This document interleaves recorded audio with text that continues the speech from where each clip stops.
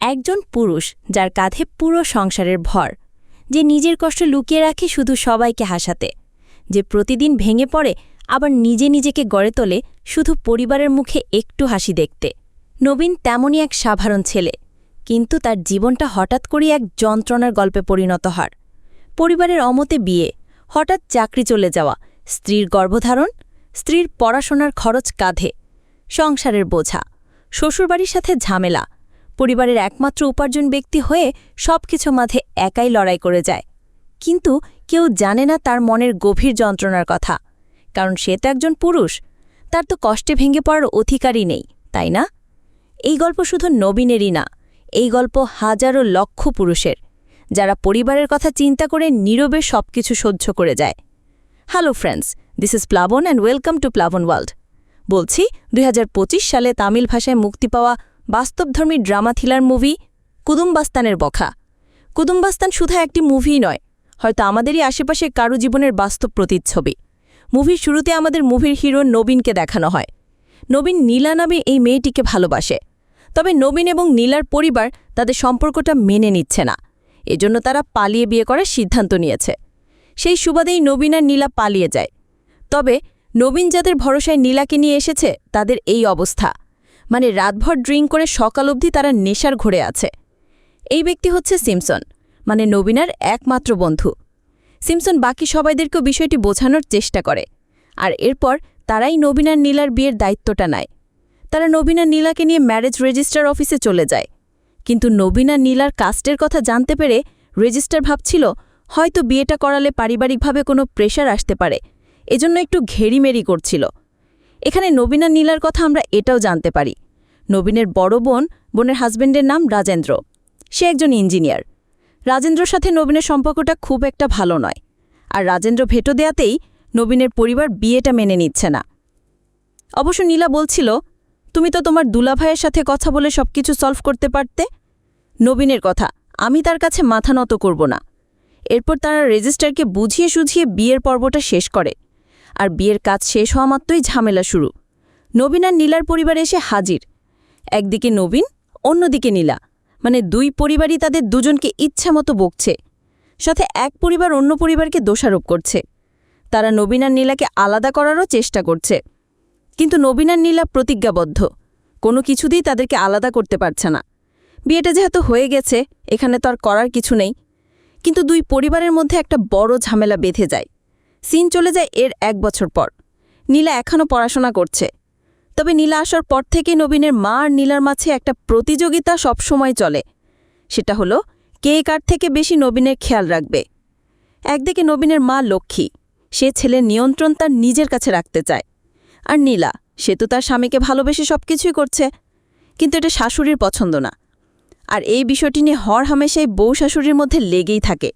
নবীন দুটোকে ব্যালেন্স করার খুবই চেষ্টা করে। নবীন একটি অ্যাড এজেন্সিতে চাকরি করে, তবে নবীন এখানে নিজের ক্রিয়েটিভিটি দেখানোর চেষ্টা করছে, কারণ নবীন কিছু 3D ডিজাইন করতে পারে। সেই 3D ডিজাইনগুলো এমডিকে দেখানোর চেষ্টা করে যাচ্ছে, কিন্তু এমডি নবীনের কোনো কথা কানে নিচ্ছে না। এজন্য নবীন একজন সাধারণ ওয়ার্কারের মতোই কাজ করছে। এভাবেই নবীনের সারা মাস কাটে, আর মাস শেষে বেতনের দিন অ্যাকাউন্টে টাকা ঢোকা মাত্রই সব জায়গার ধার দেনা পরিশোধ করে মাসের বাজার শেষ করেই নবীন বাড়িতে ফিরে আসে। সব কিছুর পরে পকেটে খুব বেশি টাকাও থাকে না। তবে এবার বাড়িতে ফেরার পর নবীনের মা জানায় নবীনের বড় বোন সবিতর মেয়ের কান ফোড়ানো হবে। সেই অনুষ্ঠানের জন্য রাজেন্দ্র ফোন করে দাওয়াত দিয়েছে। অবশ্য নবীনের কথা, ও তো আমার বোনের জামাই, বাড়িতে এসে দাওয়াত দিতে বলল না, ফোনে কিসের দাওয়াত? ফোনে দাওয়াত দিয়েছে, ফোনে গিফট পাঠিয়ে দিব। লক্ষ্মীর কথা, আমি কিছু জানি না। 1 সপ্তাহ পর অনুষ্ঠান, তুমি টাকা জোগাড় করো। এরপর রাতের খাবার খেতে খেতে নবীনের বাবা পালানি বলছিল, কি গিফট দিবি, কিছু ডিসাইড করেছিস? নবীনের কথা, ডিসাইড করার কি আছে, কিছু একটা দিয়ে দিব। লক্ষ্মীর কথা, ধার দেনা করতে হয় কর, গিফট বড় হতে। নবীন বলে, এখন আমি থেকে ধার করব, আর এত টাকাই বা কোথায় পাব? নীলা বলছিল, এত বড় ক্রিপ্টিয়ার কে আছে, সাধারণ কিছু দিলেই তো হয়। তখন লক্ষ্মী বলে ওঠে, তোমার আর আমাদের ঘরের রেওয়াজ আলাদা, নিজে তো কিছু আনতে পারো না, আর অন্যকে দিবেই বা কিভাবে? লক্ষ্মীর কথা শুনে নীলা রাগ করে উঠে চলে যায়, আর এরপর নবীনও চলে যায়। আর এই বিষয় নিয়ে সবিন সারা রাতে ঘুমাতে পারছিল না, কারণ নবীন অ্যাকচুয়ালি কি করবে কিছুই বুঝতে পারছে না। তবে সিন চলে যায় ঠিক অনুষ্ঠানের দিন। এই যে ব্যক্তিকে দেখছেন, সেই নবীনের দুলাভাই রাজেন্দ্র, পেশা একজন ইঞ্জিনিয়ার। এই রাজেন্দ্রর একটা স্বভাব আছে, আর সেটা হচ্ছে সে সব সময় সবার মাঝে নিজেকে বড় দেখানোর চেষ্টা করে। রাজেন্দ্র একটি কোম্পানির চিফ ইঞ্জিনিয়ার, অনেক টাকা বেতনও পায়, তাই অনুষ্ঠানটা খুব বড়সড় করে দিচ্ছে, মানে মানুষকে দেখানোর জন্য আর কি। নবীনরা যে ভাঙার এই গাড়িটি নিয়ে এসেছে, এই গাড়িটা নবীনেরই। আর নবীনের গাড়ি, নবীনের চলাফেরা, আচার আচরণ, পোশাক সবকিছু দেখেই রাজেন্দ্র সবসময় কমেন্টস করে যায়। আর এই বিষয়গুলোই নবীন কখনই পছন্দ করে না। আর এখানে নবীনের বাবা পালানি সম্পর্কে আমরা একটা বিষয় জানতে পারি। পালানি মূলত জমির দালালি করে, আর মাঝে মাঝে রাজেন্দ্রর কাছে জমি বিক্রি করার চেষ্টা করে। আরেকটি বিষয় আগেও বলেছি, রাজেন্দ্র কিন্তু নীলাকে দেখতে পারে না, তাই রাজেন্দ্র সহ তার পরিবার নীলাকে সবসময় অপমান করার চেষ্টা করে। আবার নীলা ইউপিএসসি এক্সাম দেওয়ার চেষ্টা করছে, এটা নিয়েও সবাই টিটকারি করে।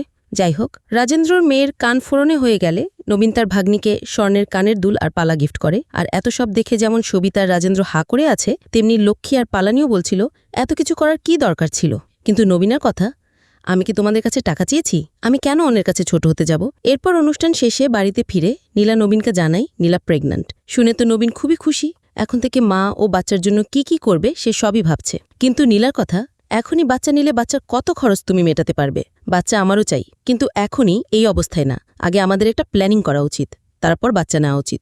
তবে নীলার কথা শুনে নবীন বলে, যদি আমি কামাই করতে পারি তবে তো তোমার সমস্যা নেই, আমি দেখব। নীলা বলে, তাহলে সমস্যা নেই। আবার সেটা হলে নীলা ইউপিএসসি এক্সামও দিতে পারবে। নবীন বলে, চিন্তা করো না, একটি জুয়েলারি প্রজেক্ট এসেছে, আমার নতুন কনসেপ্টটা যদি কাজে লাগে টাকাই টাকা, তখন সব ধার দেনা শোধ করতে পারবো। আর একটা কেন, টুইন হলেও সমস্যা নেই। সিন চলে যায় পরবর্তী দিন। নবীন মূলত মানিকচন্দ নামে এই জুয়েলারি মালিকের কথাই বলেছিল, কিন্তু সে যে জুয়েলারি ডিজাইন চাচ্ছে তা নবীন আর একদমই পছন্দ হচ্ছে না। এজন্য নবীন তার 3D ডিজাইন দেখাতে চাচ্ছিল, কিন্তু এমডিও রাজি হচ্ছে না। এরপর নবীন নীলাকে ডাক্তারের কাছে নিয়ে যায়। আর বাড়িতে গিয়ে যখন তাদের ভবিষ্যৎ পরিকল্পনা করছিল, তখনই লক্ষ্মীর কান্না শুনে নবীন বাইরে আসে। লক্ষ্মী তখন কাঁদতে কাঁদতে বলছিল, তোর বউ যখন যা চায় তাই এনে দিস, তোদের জন্য কত কষ্ট করে তোদেরকে বড় করেছি, আর আমার কি কোনো মূল্য নেই? অবশ্য পালানি বলছিল, ঘরটা নড়বড়ে হয়ে গেছে, বৃষ্টিতে পানি পড়ে ঘরটা ঠিক করাতে হবে। নবীন বলে, চিন্তা করো না, নতুন একটা কনসেপ্ট পেয়েছি, প্রজেক্টটা পেলেই টাকা আর টাকা, আমি নতুন বাড়ি বানাবো। আবার লক্ষ্মীকে বোঝাতে গিয়ে নবীন বলছিল, তুমি কয়েকদিনের জন্য মন্দিরে গিয়ে ঘুরে আসো। লক্ষ্মী তখন একটি টোরের কথা বলে, যে অল ইন্ডিয়া টোর প্যাকেজ, গ্রামের অনেকেই যাচ্ছে, বেশি না, মাত্র 5,000 টাকা খরচ হবে। মূলত এজন্যই এত নাটকীয়তা। নবীন বলে, 5,000 তো আমি দিয়েই দিব, তুমি প্যাকেজ বুক করে ফেলো। সিন পরবর্তী দিন। নবীনের নতুন কনসেপ্ট দেখাচ্ছে, তবে মানিকচাঁদের কেন যেন পছন্দ হচ্ছে না। অবশেষে ড্রাইভার আর হেল্পারকে লাল শু, গ্রিন টাউচার, ইয়েলো টি শার্ট আর রেড ক্যাপ পরিয়ে দিলে মানিকচাঁদের পছন্দ হয়। আর এরপর থেকেই এইভাবে গাড়িতে বোর্ড নিয়ে অ্যাডভার্টাইজিংয়ে কাজ শুরু হয়। একদিকে মানিকচাঁদ তাদের উপর সার্বক্ষণিক নজর রাখছে, আবার নবীনও খেয়াল রাখছে তারা ঠিকমতো কাজ করছে কিনা। নবীন মূলত তার বন্ধু সিমসাকে কাজ দিয়েছে, সব ঠিকঠাকই চলছিল।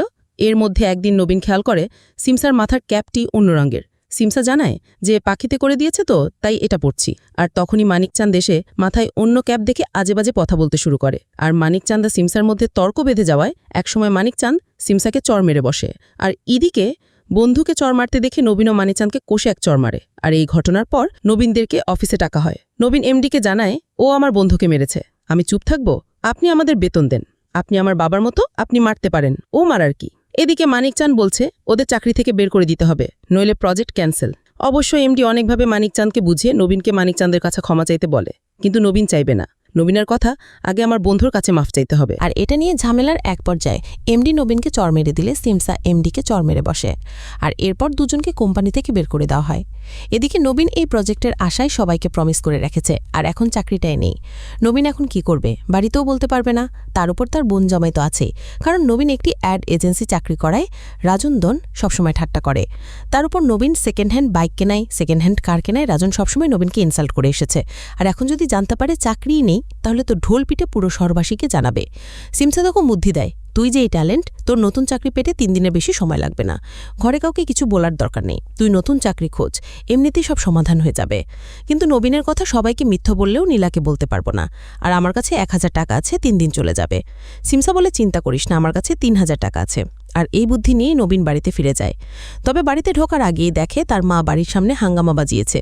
লক্ষ্মী তার উপর দেবীর ভর করার অভিনয় করছে আর সবাইকে ভয় দেখাচ্ছে। আমি এখানে এসে পড়েছি, তোদেরকে অবশ্যই আমার মন্দিরে যেতে হবে, না হলে তোদের অমঙ্গল হবে। আর এই ভয়ে সবাই লক্ষ্মীর সাথে মন্দির দর্শন করতে যাওয়ার প্রতিজ্ঞা করে। মানে লক্ষ্মী খুব চালাকি করেই সবাইকে টুটে যাওয়ার জন্য রাজি করাচ্ছে আর কি। আর নবীন ঘরে ফিরে দেখে নীলা পড়াশোনা করছে। নবীন নীলাকে সব সত্যিটা বলে, আজ অফিসে একটি ঝামেলা হয়েছিল, আমার চাকরিটা চলে গেছে। কিন্তু নীলার কোনো প্রতিক্রিয়া নেই। এজন্য নবীন একটু এগিয়ে দেখে নীলার কানে হেডফোন থাকায় নীলা কিছুই শুনতে পায়নি। এরপর নীলা নবীনকে বলছিল এক্সামের প্রিপারেশনের জন্য ইন্টারনেট দরকার, কিন্তু মা ঘরে ইন্টারনেট লাগাতে দিচ্ছে না। নবীন তখন বলে ঠিক আছে, আমি ইন্টারনেট লাগিয়ে দিব। নীলা বলে তাহলে তো একটা ল্যাপটপও লাগবে।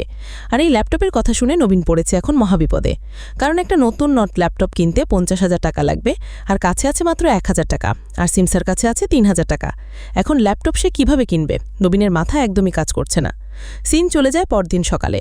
নবীন সকালে নাস্তা করছে, আর লক্ষ্মী নবীনকে খুব আদর করে নাস্তা খাওয়াচ্ছে। অবশ্যই কিছুক্ষণ পরে নবীন বুঝতে পারে লক্ষ্মী মূলত তার টোরে যাওয়ার জন্য টোর প্যাকেজের অ্যাডভান্স টাকা দিতেই তাকে এত আদর করে খাওয়াচ্ছে। আর এটা বুঝতে পেরে নবীন খাওয়া ফেলে দ্রুত বের হয়ে যায়।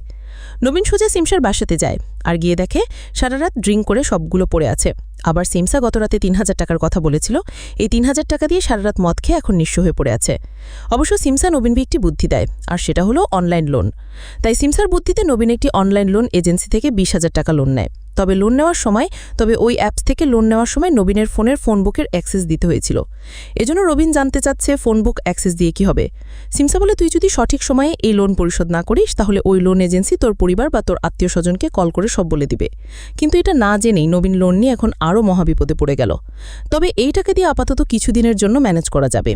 এরপর বুথ থেকে টাকা তুলে বাড়িতে যেতেই নবীনের বাবা পালানি বলছিল ঘরে ফোটায় ফোটায় পানি পড়ছে, তুই কবে ঘর ঠিক করাবি? নবীন খেয়াল করে পালানি একটি ফুলের তোড়া এনে রেখেছে। মূলত পালানি মাঝে মধ্যেই সিঙ্গাপুরের এক ক্লায়েন্টের জন্য এই ফুলের তোড়া এনে রাখে। না ওই সিঙ্গাপুরের এজেন্ট আসে, না পালানি কোনো জমি বিক্রি করতে পারে। অবশ্য পালানির কথা যেদিনে আমি ডিল করাতে পারবো, আমি যে টাকা পাবো তোর কাছে আর চাইতে হবে না, এই ঘর আমি ঠিক করাতে পারবো। আর নবীনও জানে সেই দিন কখনোই আসবে না। তবে পালানি বলছিল যেভাবে হোক কালকের মধ্যে মিস্ত্রি নিয়ে আসবে। আর নবীনও পড়েছে এখন মহাচিন্তায়। নবীনের পকেটে টাকা আছে মাত্র 21,000। একটা সেকেন্ড হ্যান্ড ল্যাপটপ কিনলে তাও 8,000 টাকা লাগবে। আবার ইন্টারনেট কানেকশন যদি 1,000ও লাগে তাহলে বাঁচবে 12,000 টাকা। এখন এই টাকা দিয়ে বাড়ি মেরামত করবে কিভাবে নবীন? এসব নিয়ে খুব চিন্তা করছিল। আর ঠিক তখনই মনোহর আর তার সাথে থাকা 2 সহযোগী এসে পড়ে। মানে ওই যে সিনসার বাসায় যারা রেগুলার মদ খায় আর কি। এই 3 জনই হচ্ছে ব্যারা টাইপের। আর এই যে লোকটাকে দেখছেন সেই এই 3 জনকে মারধর করছিল। মূলত মনোহরদের কেউ কাজ দেয় না, তারপরও এই লোক মনোহরদেরকে তার বাড়িতে পেইন্টিংয়ের কাজ দিয়েছিল। অ্যাডভান্সে টাকাও দিয়েছে, কিন্তু রং বা তুলে কোনো কিছু না কিনে কাজ না করেই ঘুরে বেড়াচ্ছে। আর ওই লোকের মুখে এসব কথা শোনার পরই নবীনের মাথায় একটা বুদ্ধি আসে। নবীন পরবর্তী দিনই মনোহর আর তার 2 সহযোগীকে মিস্ত্রি সাজিয়ে তার বাড়িতে নিয়ে যায়। আর মনোহররাও বাড়ির মেরামতের কাজ শুরু করে। মেরামত তো কিছুই না, মূলত দেখানো আর কি, কারণ ওরা তো মেরামতের কাজই জানে না।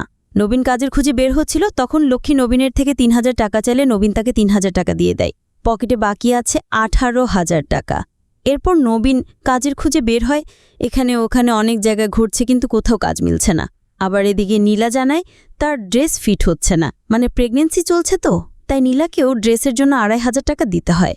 এখন বাকি আছে 15,540 টাকা। নবীন প্রতিদিনে কাজের খোঁজে বের হচ্ছে, কিন্তু কোথাও কাজ পাচ্ছে না। তবে সারাদিন এখানে ওখানে কাটিয়ে সন্ধ্যাঘাত বাড়িতে ফিরে আসে। আবার মনোহররাও কাজের নামে সময় কাটাচ্ছে। এদিকে আবার নীলার ইউপিএসসি এক্সামের প্রস্তুতির জন্য বেশ কিছু বই কিনতে হয়। এখন নবীনের কাছে অবশিষ্ট আছে 1,380 টাকা। এর মধ্যে মনোহর আর সিমসার একদিন নবীনকে একটি পার্কে নিয়ে যায়, যেখানে নবীনের মতো আরও কয়েকজন লোকজন আছে যারা বাড়ি থেকে প্রতিদিনই বের হচ্ছে, কিন্তু চাকরি না থাকায় পার্কে এসে সময় কাটিয়েই দিন শেষে আবার বাড়িতে ফিরে যাচ্ছে। আর এই পার্কের ঠিক সামনে 2টি ছোট দোকান আছে, তবে সকাল থেকে সন্ধ্যা পর্যন্ত ভিড় লেগে থাকে। এক দোকানে ডাবের পানি বিক্রি করে, তবে এটা খুবই স্পেশাল, যে একবার খায় সে দ্বিতীয়বার আবার আসে। আর পাশে একজন চিপস বিক্রি করে, তার চিপসের স্বাদেও কাস্টমার প্রতিনিয়ত আসতেই থাকে। এরপর নবীন 10,800 টাকা দিয়ে নীলার জন্য একটি ল্যাপটপ কেনে, আর 2,240 টাকা দিয়ে ঘরে ইন্টারনেট লাগায়। এখন হাতে আছে মাত্র 40 টাকা। তারপরও নবীন হাল না ছেড়ে সিমসাকে নিয়ে কাজ খুঁজেই বেড়াচ্ছে, বিভিন্ন এজেন্সি থেকে এজেন্সির দরজায় ঘুরে বেড়াচ্ছে। অবশেষে একটি এজেন্সি নবীনের ডিজাইন পছন্দ করে এবং তারা আজ থেকে নবীনকে চাকরিতে জয়েন করতে বলে। আর চাকরি পেয়ে নবীন এখন মহা খুশি, কারণ তার সব সমস্যার সমাধান হয়ে যাবে। আর চাকরি হওয়াতে সিমসের ট্রিট যাচ্ছে, তবে পকেটে যে টাকা ছিল সেই টাকাটাও ট্রিট দিতে গিয়ে শেষ। অন্যদিকে রাজেন্দ্রদের একটি প্রজেক্টের সফলতার জন্য অফিসে পার্টি হচ্ছে। এমনকি রাজেন্দ্র পারফরম্যান্স দেখে কোম্পানির জিএম চায়নাতে তাদের পরবর্তী প্রজেক্টের জন্য রাজেন্দ্রকে সেখানে ইনচার্জ হিসেবে পাঠানোর সিদ্ধান্ত নেয়। তাই যত দ্রুত সম্ভব চায়না ভাষা এবং কালচারও শিখতে বলে দেয়। রাজেন্দ্র তো মহা খুশি। সিন চলে যায় পরবর্তী দিন। নবীন বাড়িতে ফিরেই দেখে তারপর সবিতা এসে খেতে বসেছে। সবিতাকে দেখা মাত্রই নবীন আগে রান্নাঘরে চাল ডাল চেক করে, যা আছে তাতে চলে যাবে। তাই সবিতার কাছে জানতে চায় হঠাৎ তুই এখানে যে। অবশ্য সবিতা বলে নীলার প্রেগন্যান্সির খবর পেয়ে সবিতা এসেছে। এরপর নবীন রাজেন্দ্র কথা জানতে চাইলে সবিতা জানায় চায়নার ওই প্রজেক্টের কথা জানার পর থেকেই রাজেন্দ্র চাইনিজ কালচার ফলো করতে শুরু করেছে। এমনকি সবিতাকেও চায়নাদের মতো ফিল্ম বানাতে সারাদিনে মাত্র 2টি রুটি খেতে দিচ্ছে। আর মেয়ের মুখে এসব শুনে লক্ষ্মী বলে ওঠে, তুই কয়েকদিন এখানে থাক, আমি তোকে ভালো ভালো রান্না করে খাওয়াবো। আর খাওয়ার কথা শুনি নবীন বলে ওঠে, কি বলছো মা তুমি? তোমার কি মনে নেই দিদি তোমার হাতের খিচুড়ি খুব পছন্দ করে? ছোটবেলায় 2 ভাই বোন মিলে কত খেতাম। তুমি পাতিল ভরে খিচুড়ি রান্না করে রাখো, আমি আর দিদি খাবো। মানে ঘরে চাল ডাল তো আছেই, খিচুড়ি হয়ে যাবে। অন্য কিছু করতে হলে আবার বাজার করতে হবে, আবার পকেটে ফুটো করিও নেই। তবে পরবর্তী দিনেই রাজেন্দ্র সবিতাকে নিতে আসে। আর আসার পথে রাস্তায় গাড়ি নিয়ে মহিলাদের সাথে কথা কাটাকাটির এক পর্যায়ে একটি বল এসে রাজেন্দ্র নাক ফেটে যায়। তবে এটা দেখে পাশের বাড়ির বৃদ্ধা মহিলা বলছিল, জামাইকে দেশি মুরগি খাওয়াও, ঠিক হয়ে যাবে। নবীন তো হেসে উড়িয়ে দিচ্ছে, কিন্তু লক্ষ্মী বলে বসে, যা বাজার থেকে দেশি মুরগি নিয়ে আয়। নবীন বলে, আজ রোববার, মুরগি আনতে কিন্তু 3টা বেজে যাবে। লক্ষ্মী বলে, সমস্যা নেই, তুই নিয়ে আয়। এজন্য নবীন তার পরিচিত মুরগির দোকানে গিয়ে ধারে মুরগি আনার চেষ্টা করে। কিন্তু এত ভিড়, আবার এর মধ্যে কে বাকি দিবে, সে সোজা না করে দেয়। এজন্য নবীন মনোহরকে কল করে। আর মনোহররা নবীনকে একজন মোরগ মালিকের কাছে নিয়ে যায়। মূলত এটি লড়াই করা মোরগ। খেলার নিয়ম হচ্ছে যার মোরগ জীবিত থাকবে 2টি মোরগই তার। সেজন্য যে তার আশায় নবীনকে নিয়ে যাচ্ছে। এরপর লড়াই শুরু হয়। এইদিকে আবার লোন পরিশোধের সময় চলে গেছে, এখনও লোনের টাকা পরিশোধ করা হয়নি।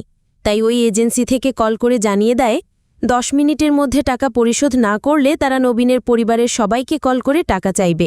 নবীনও পড়েছে এখন মহাবিপদে। তাই নবীন পার্কের ওই বেকার বন্ধুদেরকে কল করে তার পরিবারের সবার নম্বর দিয়ে বলে দেয় যে আগামী 1 ঘন্টা যে কোনোভাবে এদেরকে বিজি রাখো আর কথা বলে। ফিরেই দেখে তাদের মোরগটা মারা গেছে। এখন কি হবে? তবে তখনই পুলিশ এসে পড়ায় নবীন অন্যজনের মোরগটা নিয়ে ভোদৌড়।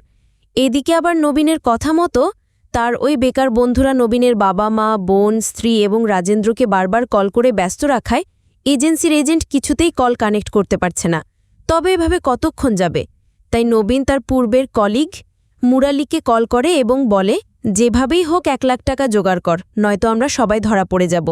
এমনিতেই নবীনের সময় খারাপ যাচ্ছে, তার ওপর এখন 1 লাখ টাকা আবার গোচ্ছা দিতে হবে।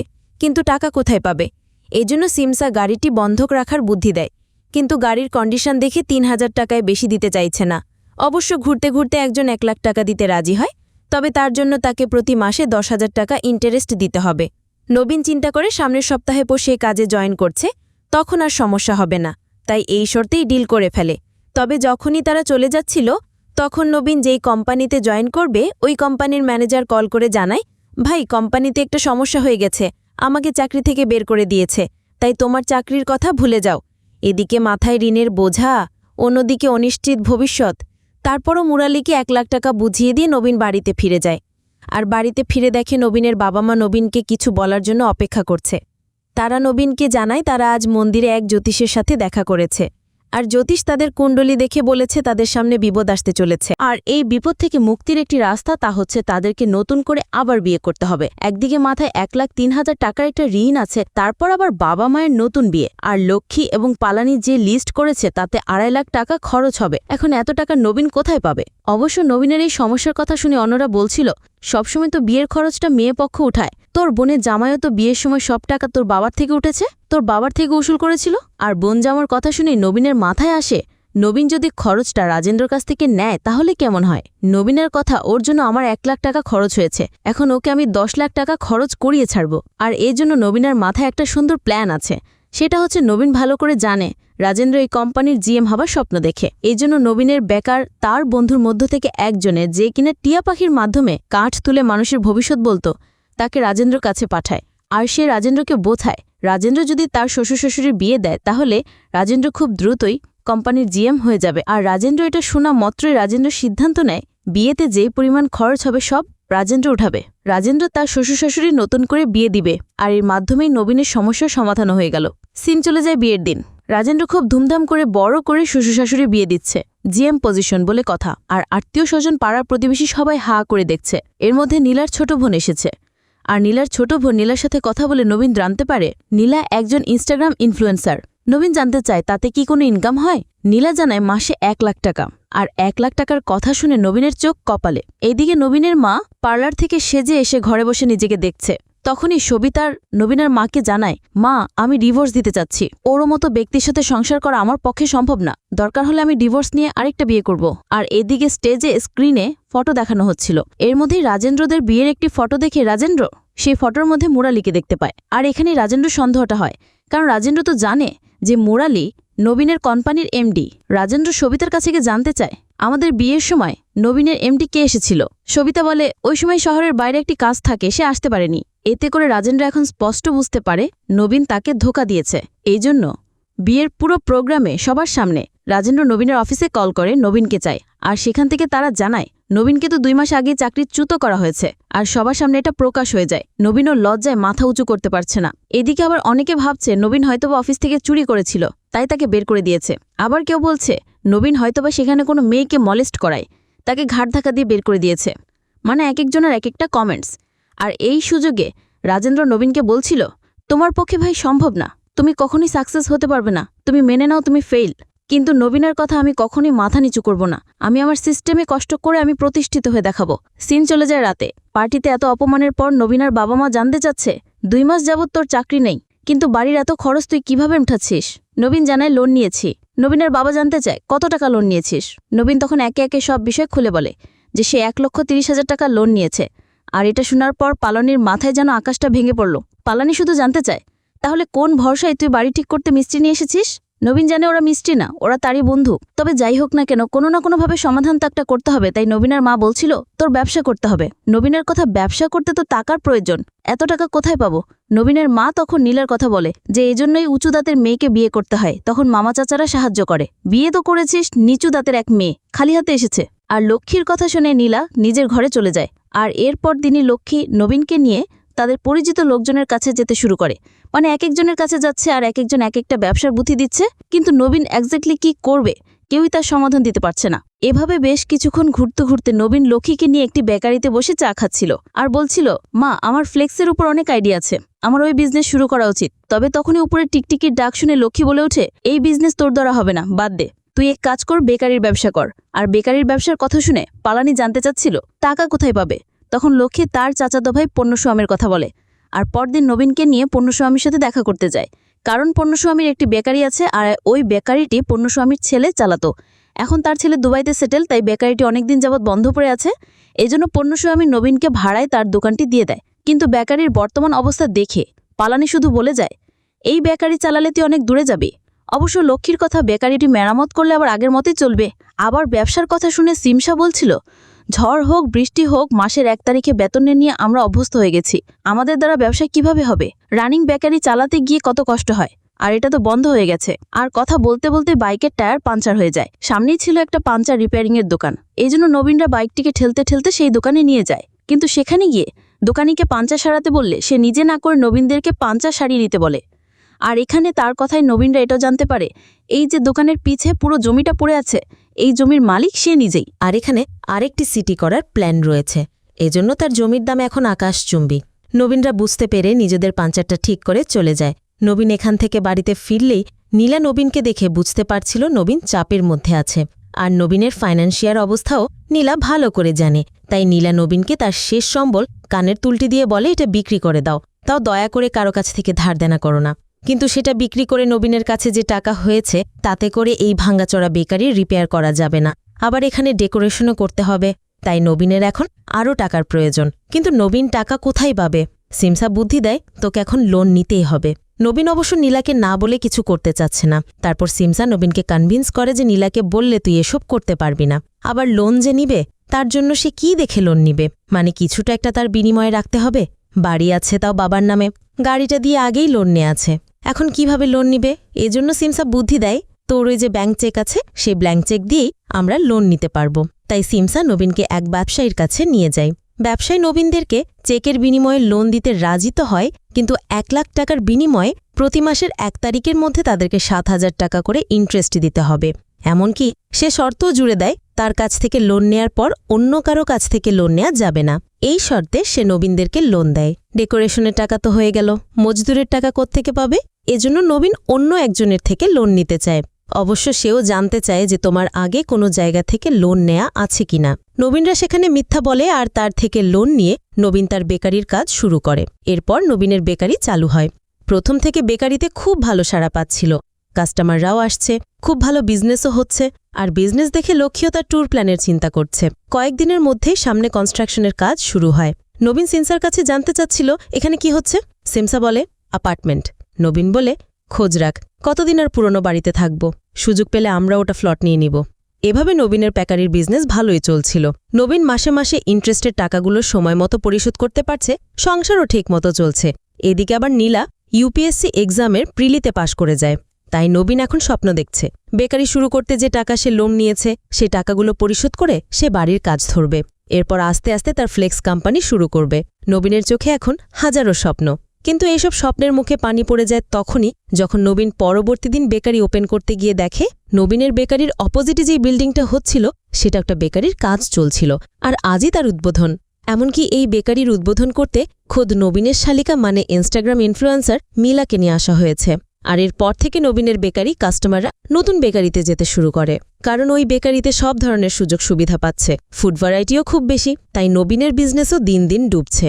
নবীন এখানে কাস্টমারও আসছে না, তাই নবীন তার মাসিক ইন্টারেস্টের টাকা পরিশোধ করতে পারছে না। পাওনাদাররা নবীনকে খুঁজছে, ফোন করে বিভিন্ন ধরনের কথা শোনাচ্ছে। এখন নবীন এই সমস্যার সমাধান কিভাবে করবে? তখনই নবীনের পার্কের সামনে থাকা ওই দুই ব্যক্তির কথা মাথায় আসে। মানে একজন লাচ্ছি বিক্রি করত আর আরেকজন চিপস। নবীন চিন্তা করে ওই দুজন যদি তার দোকানে আসে তাহলে তার ব্যবসা বাড়বে। এজন্য নবীন ওই দুজনকে কনভিন্স করার জন্য বলে যে তোমরা যদি আমার দোকানে আসো তাহলে দিনে ৩-৪ হাজার টাকা করে ইনকাম করতে পারবে। আর নবীনের অফার তারা রাজিও হয়। তবে তারা ডিমান্ড করে তোমার যেহেতু ব্যবসা হবে তাহলে আমাদেরকে ২৫,০০০ টাকা করে অ্যাডভান্স দিতে হবে। নবীনও চিন্তা করে এই সুযোগ ছাড়া যাবে না, তাই নবীন নতুন করে আরেকজনের কাছ থেকে ৫,০০০ টাকা লোন নেয়। আর এর পরদিন থেকেই ওই দুজন ব্যক্তি নবীনের বেকারিতে এসে তাদের কাজ শুরু করে দেয়। এরপর থেকে ওই বেকারির যে কাস্টমারগুলো ছিল তারা আবারও নবীনের দোকানে আসতে শুরু করে। নবীন এবার ভালো দিন দেখতে শুরু করেছে, কিন্তু নবীনের কপাল তাই খারাপ। যখনই তার সাথে ভালো কিছু হতে যায় সেটা বেশিক্ষণ স্থায়ী হয় না। তাই নবীন পরবর্তী দিন বেকারিতে গিয়ে দেখে নবীন যে দুজনকে ভাড়া করে এনেছিল তাদেরকে ওই বেকারিওয়ালা আরও বেশি টাকা চুক্তি করে নিয়ে নেচ্ছে। নবীন যে সমস্যার মধ্যে ছিল আবারও সেই সমস্যাতেই পড়ল।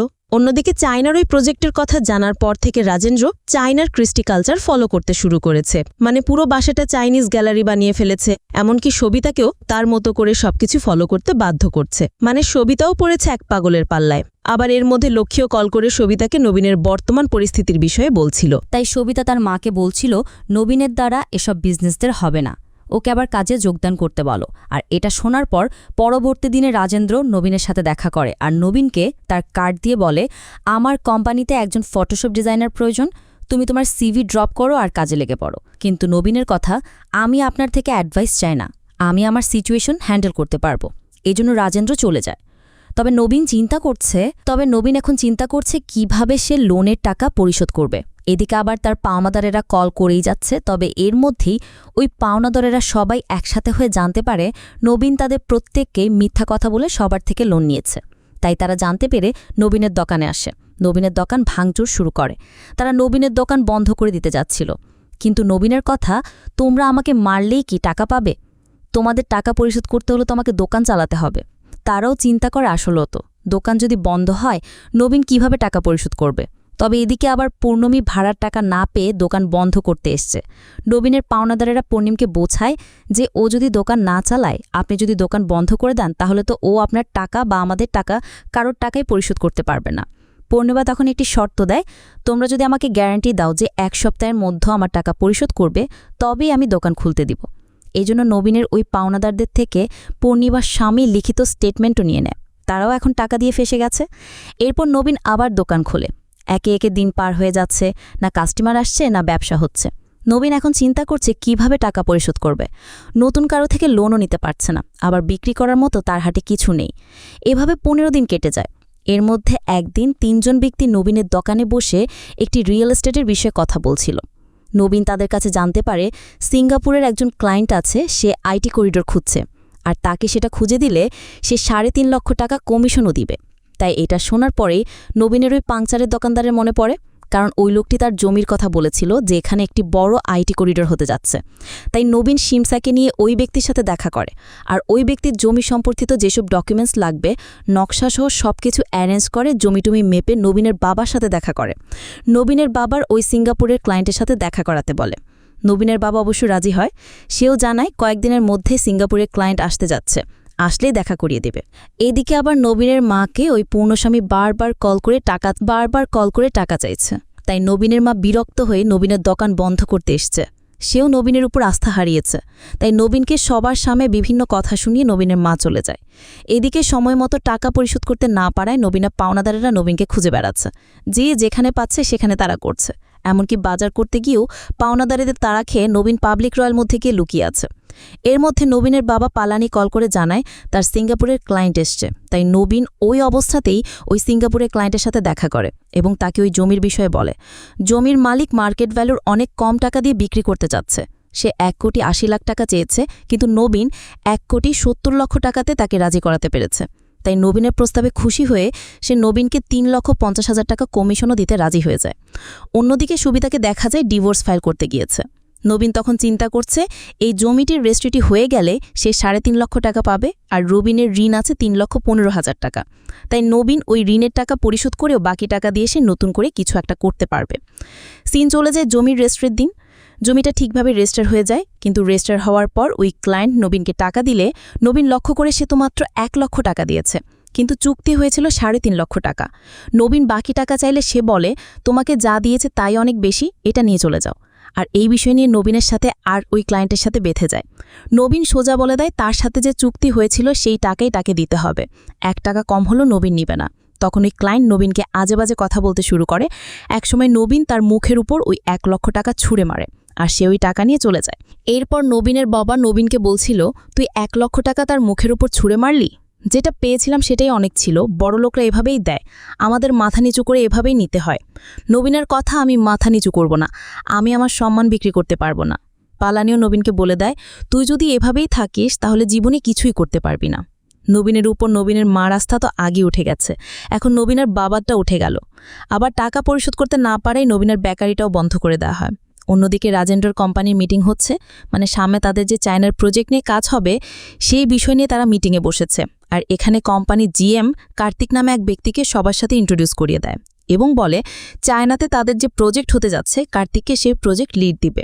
আর এটা শুনে রাজেন্দ্রর মাথায় তো পত্রপাত হলো, কারণ জিএম তো রাজেন্দ্রর সাথে কথা বলেছিল, আর রাজেন্দ্র এতদিন স্বপ্ন দেখেছে সে চায়নাতে গিয়ে সবকিছু লিড দিবে, কিন্তু হঠাৎ করে জিএম কার্তিককে সে দায়িত্ব দেয়। রাজেন্দ্র সবার সামনে লজ্জার মুখে পড়েছে, আর এজন্য রাজেন্দ্র জিএমের সাথে বেয়াদবি করে বসে। রাজেন্দ্র লোভে পড়ে ঝুঁকতে ঝুঁকতে এত নিচে নেমেছে সে আর ঝুঁকতে পারবে না, তাই আত্মসম্মানের কথা চিন্তা করে রাজেন্দ্র অফিস থেকে বেরিয়ে যায়। এদিকে নবীন বাড়িতে ফিরে খেতে বসেছে, কিন্তু নবীনের মা নবীনের সামনে থেকে ভাতে প্লেটটি পর্যন্ত কেড়ে নেয়। আর নীলা এটা সহ্য করতে না পেরে নীলা নবীনের সাবেক এমডির সাথে কথা বলে, আর এরপরে নবীনের এমডি নবীনকে কল করে জানায়, তোমার ওয়াইফ আমাকে সবকিছু বলেছে তুমি কিভাবে দিন পার করছো, তাই সবকিছু ভুলে কাল থেকে অফিসে এসে যোগদান করো। কিন্তু নবীন এটা জানার পরে নীলাকে বলে, তুমি কেন ওনার সাথে কথা বলতে গিয়েছো? উনি ভিক্ষায় আমাকে চাকরি দিবে আর আমি সেই চাকরি করতে যাব, তুমি ওনার সাথে কথা বলে আমাকে অসম্মানিত করেছো। নীলা তখন কাঁদতে কাঁদতে বলে, যখন বাড়ির বিদ্যুতের লাইন কেটে দিল তখন তোমার বাবা মা আমাকে দোষ দিচ্ছিল, তোমার বাবা মায়ের বিয়ের খরচ তুমি তোমার দুলাভাই থেকে মিটিয়েছ, সেটা তোমার জন্য অসম্মানজনক ছিল না? আর এখন আমি তোমার সাহায্য করতে এসে এখন আমি তোমাকে অসম্মানিত করলাম? নবীন বলে, দেখো এগুলো সব আমার দোষী হয়েছে। কিন্তু নীলা বলে, তোমার দোষ না, দোষ আমার, তোমাকে বিয়ে করাটাই আমার সবচেয়ে বড় দোষ হয়েছে, আমি অনেক বড় ভুল করে ফেলেছি, তাই আমাদের একসাথে থাকা উচিত না বলে নীলা কাঁদতে কাঁদতে চলে যায়। আর নবীনও পরবর্তী দিন অফিসে গিয়ে সেই ক্লায়েন্টের কাছে ক্ষমা চেয়ে আবার চাকরিতে যোগদান করে। নবীনের এমডিও নবীনের 3D ডিজাইনের বিষয়ে জানত, তাই নবীনের এমডি নবীনের 3D ডিজাইনও নিয়ে কাজ শুরু করে। নবীনের 3D ডিজাইন ভালো সাড়া পেতে শুরু করেন, নবীনও ভালো আর্ন করছে। নবীন ধীরে ধীরে তার ঋণের টাকাগুলো পরিশোধ করে দেয়, সংসার ভালোমতো চলছে, আবার বাড়ির মেরামতটাও করা হয়ে গেছে। এরপর এক রাতে নীলা যখন ঘুমিয়েছিল, নবীন নীলার পেটের কাছে গিয়ে নবীনের বাচ্চাকে বলছিল, বাবা তুমি ঘুমিয়ে পড়েছ, বাবার তো ঘুম আসছে না, বাবার সব ঋণ পরিশোধ করে দিয়েছে, দাদা ঘর মেরামত করেছে, দাদি ট্যুরে যাওয়ার টাকাও দিয়েছে, মায়ের এক্সামের ফিস পরিশোধ করেছে, সবাই এখন খুশি, কিন্তু এতেও তারা সন্তুষ্ট হবে না। কাল যদি তারা আমার কাছে এমন কিছু চায় যেটা আমি অ্যাফোর্ড করতে পারবো না, আমি যদি তাদেরকে সেটা দিতে না পারি, তারা আমাকে তোমার সামনে অপমান করবে, কিন্তু আমি তোমার সামনে লুজার হয়ে দাঁড়িয়ে থাকতে পারবো না। প্রতিটি বাচ্চার জন্য তার বাবাই প্রথম হিরো। তারা আমাকে তোমার জন্য হিরো হতে দিবে কিনা সেটা আমি বুঝতে পারছি না। মূলত নবীন জানে নবীনের যে বর্তমান কন্ডিশন, নবীন এতে সবাইকে সন্তুষ্ট করতে পারবে না। তাই নবীন সবকিছু চিন্তাভাবনা করে 5 বছরের জন্য বিদেশ যাওয়ার সিদ্ধান্ত নিয়েছে, যাতে 5 বছর বিদেশ খেটে এসে সে সবার চাহিদা পূরণ করতে পারে। আর এর পরবর্তী দিন নীলা তাদের আলমারিতে নবীনের কাতারের ভিসা লেটারটি দেখতে পায়। আর নবীনের কাতার যাওয়ার কথা শুনেই সবাই নবীনকে নিয়ে বসে। রাজেন্দ্র এসেছে সবিতার কথা বলতে, আমরা তো তোকে হেল্প করতে পারি। কিন্তু নবীন বলে ওর কারো হেল্প প্রয়োজন নেই, আমি এখানে থাকি আর কাতারে থাকি, তাতে কার কি আসে যায়। নবীনের বাবা মা তখন বলছিল এই গাধাকে বুঝিয়ে লাভ নেই, ও বলে টাকায় নাকি সবকিছু। সবিতা বলে কি বলিস তুই, আমরা তো টাকার আশা করি না, আমাদের কাছে তুই জরুরি। আর নীলাকে দেখিয়ে বলে ও তো তোর ভরসে এসেছে, ওকে ফেলে রেখে তুই কাতার যাচ্ছিস কেন, ওর জীবনটা কেন নষ্ট করছিস। নবীন বলে আজ যদি আমি চাকরি না করতাম না, ও আমাকে ছেড়ে চলে যেত। সবিতা বনে দেখ তুই কোথাও যাচ্ছিস না, তুই এখানেই থাকবি। রাজেন্দ্র বোঝায় দেখো নীলা এমন মেয়ে না, তুমি ওকে ভুল বুঝছ। নবীনের কথা এখন আমি নিজেকে নিজে বুঝতে পারছি না, অন্যকে কিভাবে বুঝবো। আর তোমরা এসেছ নবীন নবীন করছো, তোমাদের কোন নবীন চাই, কাজ করা নবীন নাকি লোন নেয়া নবীন। নবীনের কথায় আমার কাছে যদি টাকা থাকে তাহলে আমার বাবা থাকবে, মা থাকবে, আমার বউ থাকবে। আর আমার কাছে যদি টাকা না থাকে তাহলে আমার শরীর আর আমার আত্মার কোনো কিছুরই কোনো মূল্য থাকবে না। সত্য তো এটাই, টাকাই সব কিছু, মানুষের কোনো মূল্য নেই। অবশ্য নবীনের কথার উপর নীলা নবীনের গালে এক চড় মেরে বলে তুমি কি মনে করো তুমি একের পর এক ভুল করেই যাবে আর সামনে থেকে আমি বোমার মতো দাঁড়িয়ে থাকব? তোমাকে কিছু জিজ্ঞেস করলে তোমার রাগ হয়ে যায়, তোমার সম্মানের কথা চিন্তা করে তোমার বাবা মায়ের সামনে আমি কিছু বলতে পারিনি। আর কথা বলতে বলতেই নীলার রেবার পেইন ওঠে। এরপর নীলাকে হসপিটালে নিয়ে যাওয়া হয়। নীলা একটি পুত্র সন্তানের জন্ম দেয়। সন্তানকে দেখতে সে নবীনও তার বাচ্চাকে বলছিল হয়তো অন্য সবার মতো আমি তোমার জন্য হিরো হতে পারবো না, কিন্তু আমি বেকার নই, তোমার জন্য যা কিছু করার প্রয়োজন আমি করব। নীলা পাশে থেকে বলে এরপর যদি তুমি কখনো বলো যে তুমি আমাকে ছেড়ে দূরে যেতে যাচ্ছ, আমি তোমার পা ভেঙে ফেলব। এইদিকে নীলার বাচ্চা হওয়ার খবর পেয়ে নীলার বাবা মাও এসেছে। আর নীলার বাবা মাকে দেখে নবীনের বাবা মা তাদেরকে সাদর গ্রহণ করে নেয়। এদিকে রাজেন্দ্র তার নিজের ভুল বুঝতে পেরেছে, তাই সবিতার রাজেন্দ্র ভিতরে যে দূরত্বটা তৈরি হয়েছিল সেটাও এখানেই শেষ হয়ে যায়। এর মধ্য দিয়ে নবীনের পরিবারটি একটি সুখী পরিবারে রূপান্তরিত হয়। আর এখানেই মুভিটা শেষটা হয়। আমি প্রথমে আপনাদের বলেছিলাম এটা কোনো সাধারণ মুভির গল্প নয়, এটা আপনার বা আমার আশেপাশে কোনো পুরুষের বাস্তব প্রতিচ্ছবি। হ্যাঁ, পুরুষের জীবনটা এমন, পুরুষের কাঁধে হাজারো বোঝা থাকে, পরিবারের জন্য পুরুষকে শত কষ্ট মেনে নিতে হয়। তারপর পরিবারের মুখে হাসি উঠানোর জন্য মনের মধ্যে কষ্ট চেপে রেখে ঘাড়ের উপর হাজারো বোঝা রেখে পুরুষকে হাসি মুখে থাকতে হয়। এটাই পুরুষ। প্রত্যেকটি বাবা মা, প্রতিটি স্ত্রী, প্রতিটি সন্তান, ভাই বোন সবাইকেই পরিবারের ওই পুরুষটাকে বোঝা উচিত যে পরিবারের জন্য উপার্জন করে, পরিবারকে সুখে রাখতে দিনরাত পরিশ্রম করে। আর ওই ব্যক্তিকে তার যথাযথ সম্মান দেওয়া উচিত। আপনি আপনার পরিবারের কোন ব্যক্তিকে সেই সম্মানের জায়গাটা দিতে চান অবশ্যই কমেন্টে জানাবেন। আর ভিডিওটি ভালো লাগলে ভিডিওতে লাইক দিয়ে চ্যানেলটিকে সাবস্ক্রাইব করতে একদম ভুলবেন না। দেখা হবে অন্য কোনো মুভি বা সিরিজের এক্সপ্লেনেশন ভিডিওতে। ততক্ষণ সবাই ভালো থাকবেন, সুস্থ থাকবেন। আল্লাহ হাফেজ।